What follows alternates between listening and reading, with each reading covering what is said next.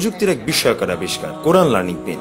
এটি একটি স্বয়ংসম্পূর্ণ যন্ত্র, যার ফলে আলাদা করে কোনো কম্পিউটার কিংবা পৃথক কোনো ডিভাইসের প্রয়োজন নেই।